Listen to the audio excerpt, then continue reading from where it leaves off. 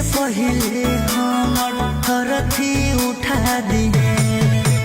जान डोली उठे से पहले हमर अरथी उठा दिहे लगे अपने हाथे मुहावा में अपने हाथे मुहावा में मोरे आगिया लगा दिहे लगे ललकी चुनरिया से अपन कफन सजा दिहे जान डोली उठे से पहले हम अरथी उठा दिहे।